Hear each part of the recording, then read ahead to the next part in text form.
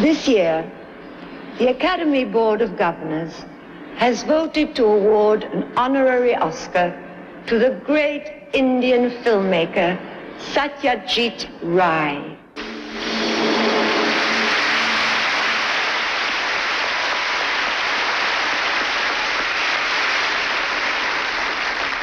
Unfortunately, Mr. Ray is not well and cannot be with us tonight, but he is able to speak with us from his hospital room in Calcutta.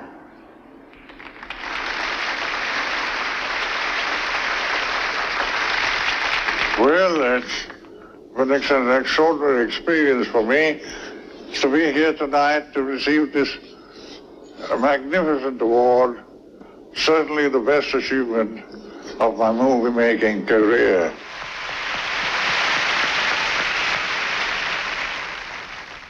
Bharat Ratna, the country's highest honor for Satyajit Ray, was announced only 4 days after the filming of Ray receiving the Oscar in Calcutta.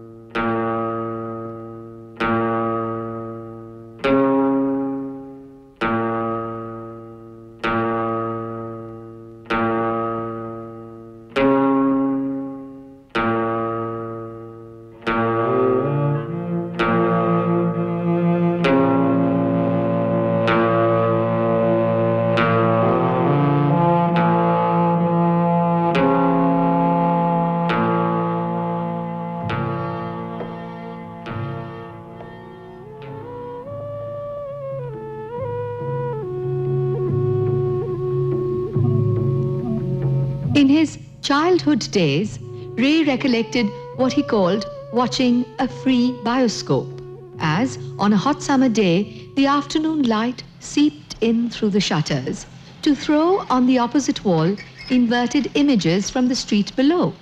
People, bicycles, rickshaws and cars moving in different directions.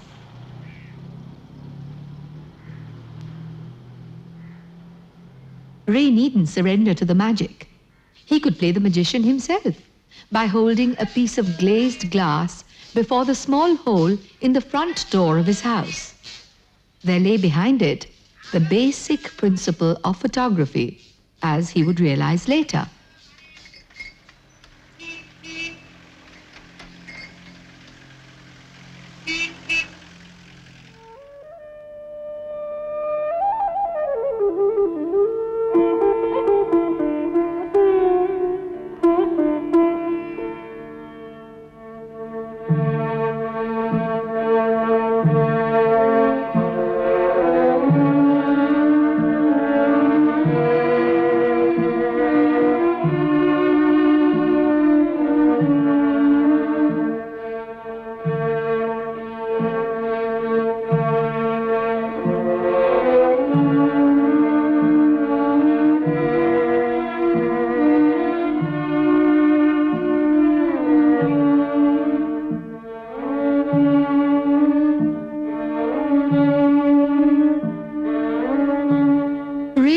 To conjure up in words and lines the house at 100 Gorpa Road in North Calcutta, now converted to a school bustling with children, where he was born on 2nd May 1921.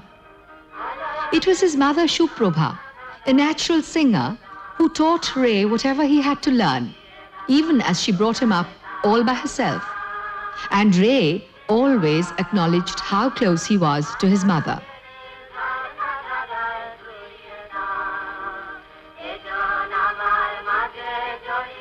Ray lost his father, Shukumar, to the deadly Kala Azar when he was barely 2.5.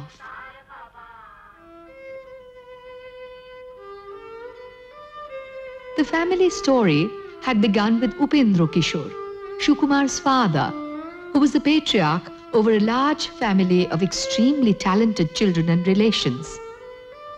Upendra Kishore and Tagore were about the same age and close friends, sharing a lot of interests.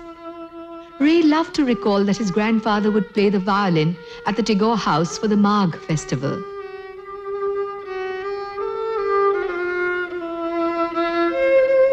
But the passion that drove Upendra Kishore was the art of printing, which he perfected to a standard unmatched in his time in the country.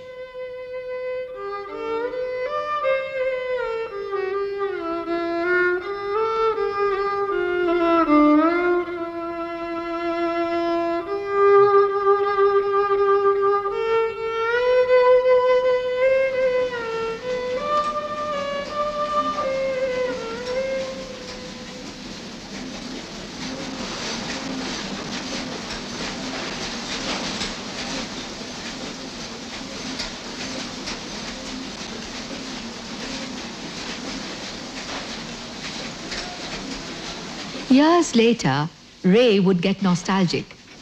Every time I smell turpentine oil, an image of the block-making department of U. Ray and Sons rises before my eyes.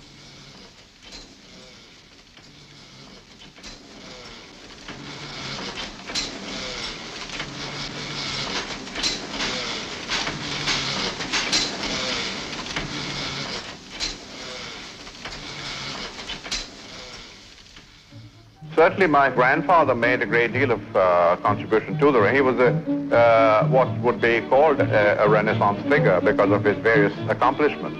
He was a writer, poet, painter, musician and everything, and even a technical expert. He was also a block maker of quite outstanding merit.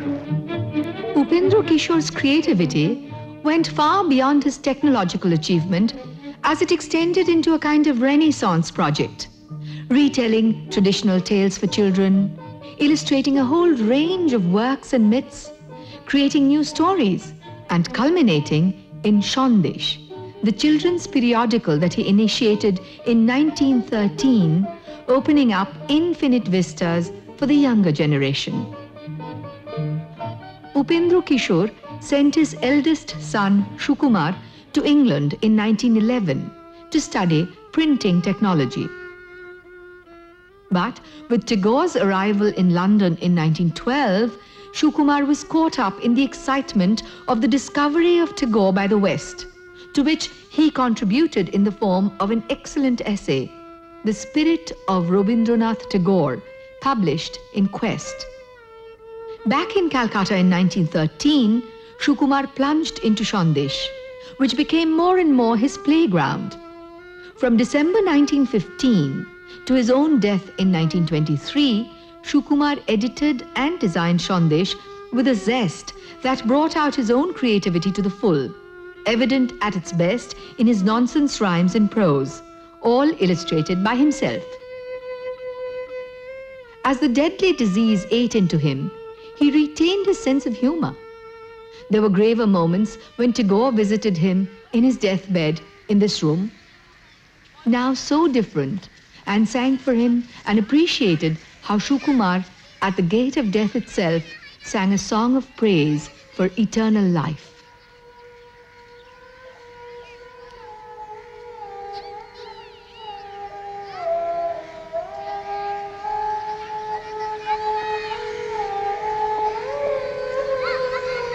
His first book in print, the magnificent Abul Tabul, that he designed and the printing of which he supervised, came out some 9 days after his death.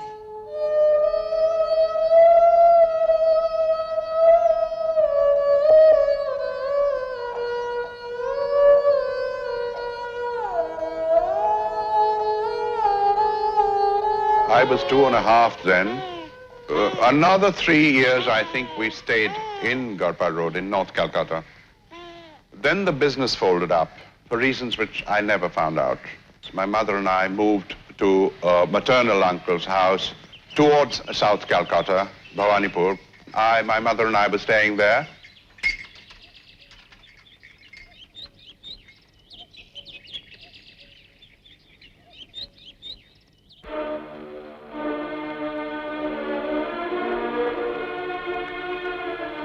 In his Bhawanipur house, the child Ray could spend hours together watching the floor embedded with pieces of china. My God, how many cups and saucers were broken to make this floor?